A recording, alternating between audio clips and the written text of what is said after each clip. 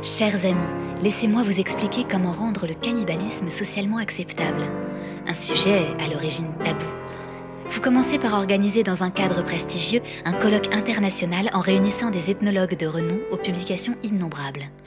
Au menu, les cas de cannibalisme rituel en Papouasie-Nouvelle-Guinée. Le colloque est un succès international et une université en vue publie les actes du colloque. Ça y est, le cannibalisme a sa caution savante et le relativisme s'est invité dans la partie.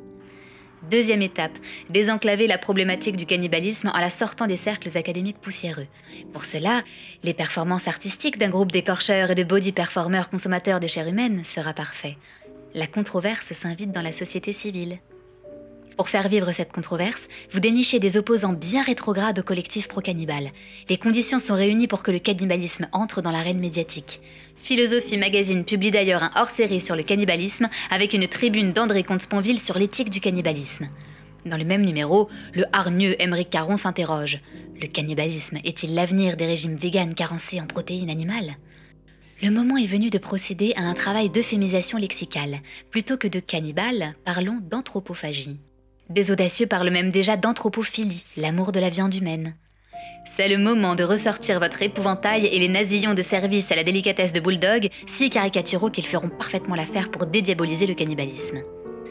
La fenêtre d'Overton continue de coulisser. La télévision s'invite alors dans la partie. Une avalanche de reportages recyclés et de débats approximatifs avec des experts en tout et en rien vous explique que l'humanité a depuis la nuit des temps pratiqué l'anthropophagie. Envoyé spécial consacre même une émission à la vogue des crèmes amincissantes à base de protéines humaines à New York. Et une Conchita Wurst cannibale gagne le concours de l'Eurovision. C'est le jackpot. Il ne reste plus qu'au people qu'à s'emparer du sujet. Vous apprenez que le Dalai Lama, Lady Gaga et George Clooney sont anthropophiles. Voilà. Le cannibalisme est sexy, hop, tendance et bankable. Il rayonne au centre de la fenêtre d'Overton. Le législateur s'apprête à le dépénaliser et Walt Disney a acheté les droits d'Hannibal Lecter. L'étape suivante, désormais toute critique de l'anthropophilie est sévèrement condamnée. Un interdit en a remplacé un autre.